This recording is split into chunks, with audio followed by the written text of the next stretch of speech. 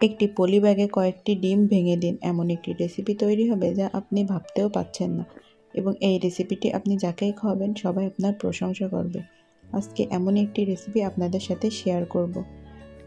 এজন্যই আমি প্রথমে একটি বাটি নিয়ে তাতে 5টি ডিম ভেঙে দিব। আপনারা এখানে ডিম কম বেশি করে দিতে পারেন। এবার তাতে স্বাদমতো লবণ দিয়ে ডিমগুলোকে খুব ভালোভাবে মিশিয়ে নিব। আমার ডিম এ পর্যায়ে মেশানো হয়ে গিয়েছে। এখন আমি একটি পরিষ্কার পলিব্যাগ নিয়ে তাতে ডিমগুলো ঢেলে দিব এবং একটি দড়ি দিয়ে মুখটি আটকিয়ে দিব। আমি চুলায় আগে থেকে একটি প্যান বসিয়ে তাতে পরিমাণ মতো পানি গরম করে নিয়েছিলাম। এখন তাতে ডিমের পলিব্যাগটি দিয়ে দিব এবং এটি 5 থেকে 10 মিনিট খুব ভালোভাবে সিদ্ধ করে নিব। আমার ডিমটি এ পর্যায়ে সিদ্ধ হয়ে গিয়েছে। এখন আমি ডিমটিকে উঠিয়ে নিব।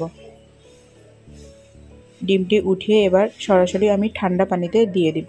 এখানে ডিমটি অবশ্যই ঠান্ডা পানিতে দিতে হবে। আমার ডিমগুলো এখন সম্পূর্ণ ঠান্ডা হয়ে গেছে। এখন আমি পানি থেকে উঠিয়ে একটি প্লেটে ঢেলে নিব এবং আমার পছন্দ মতো শেপ দিয়ে ডিমগুলোকে কেটে নিব। এখানে আপনারা আপনাদের পছন্দ মতো শেপ দিয়ে ডিমগুলোকে কেটে নিতে পারেন।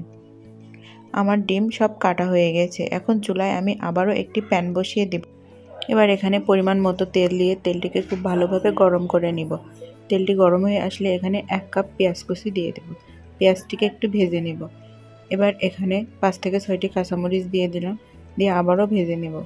তারপরে এখানে আদা ও রসুন বাটা দিয়ে দিব। এবার সব কিছুকে আবারও খুব ভালোভাবে ভেজে নেব। এখন আমি আগে থেকে কিছু আলু ছোট ছোট করে টুকরো করে কেটে রেখেছিলাম। এখন সেটি আমি এখানে দিয়ে দিব। এখানে আপনারা চাইলে আলু না দিতে পারেন, কিন্তু আলু দিলে এই রেসিপির টেস্টটা ভালো আসে।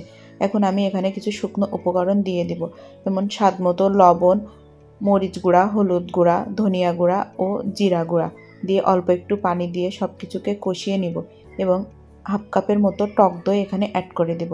টক দই না থাকলে দেওয়ার দরকার নাই। সব কিছুকে কষানো হয়ে গেলে আমি আগে থেকে যে ডিম কেটে রেখেছিলাম সেটি এখন এখানে দিয়ে দিব এবং আবারও 5 থেকে 8 মিনিট এটি খুব ভালোভাবে কষিয়ে নিব। আমার এটি কষানো হয়ে গেছে। এখন এখানে আমি পরিমাণ মতো পানি দিয়ে দিব এবং এটিকে মিডিয়াম আঁচে 10 থেকে 15 মিনিট রান্না করে নিব। এটি খুব তাড়াতাড়ি রান্না হয়ে যায়। 10 থেকে 15 মিনিট রান্না করলে এটি হয়ে যায়। এখন আমি এটিকে নামিয়ে নিব।